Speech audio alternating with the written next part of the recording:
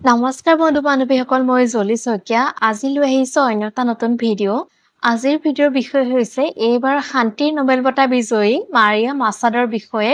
তেওঁকনো কিয় শান্তিৰ নোবেল বঁটা আগবঢ়োৱা হৈছে জানো আহক। শুকুৰবাৰে নৰৱেৰ নবেল সমিতিয়ে ঘোষণা কৰিলে যে এইবাৰৰ নবেল শান্তি বঁটা আগবঢ়োৱা হৈছে ভেনিজুৱেলাৰ প্ৰধান বিৰোধী নেত্ৰী মাৰিয়া মাছাদৰ। তেওঁক এই বঁটা আগবঢ়োৱা হৈছে ভেনিজুৱেলাৰ গণতান্ত্ৰিক অধিকাৰৰ হকে যুঁজ দিয়াৰ আৰু স্বৈৰতন্ত্ৰৰ বিৰুদ্ধে শান্তিপূৰ্ণভাৱে সংগ্ৰাম কৰাৰ বাবে।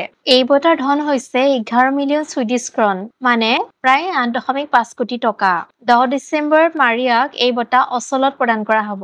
মাৰিয়াৰ জন্ম হৈছিল 1967 চনৰ 7 অক্টোবৰত কাৰাকাছত। তেওঁ এগৰাকী অভিযন্তা আৰু এণ্ড্ৰেছ বেল্লো কেথলিক বিশ্ববিদ্যালয়ৰ পৰা স্নাতক ডিগ্ৰী লাভ, লগতে ফাইনেন্সত মাষ্টাৰ্ছো লাভ কৰিছে।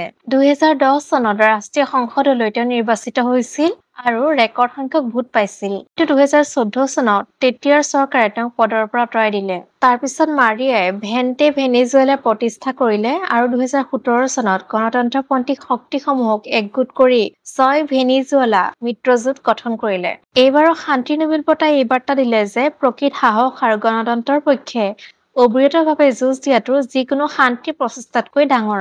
মাৰিয়া মাছাদে নিজৰ জীৱনৰ বিপদ লৈও গণতন্ত্ৰৰ পক্ষে যুঁজি আছে। গ্ৰেপ্তাৰৰ ভয়ত লুকাই থাকিব লগা হৈছে, কিন্তু তেওঁ হাৰ মনা নাই। মোৰ যদি ভিডিঅ'টো চাই ভাল পালে তেনেহলে লাইক, শ্বেয়াৰ আৰু ছাবস্ক্ৰাইব কৰিব। লগতে আমি জুবিন গাৰ্গৰ ন্যায়ৰ বাবে সকলোৱে লিখো আহক #জাষ্টিছ ফৰ জুবিন গাৰ্গ। ধন্যবাদ।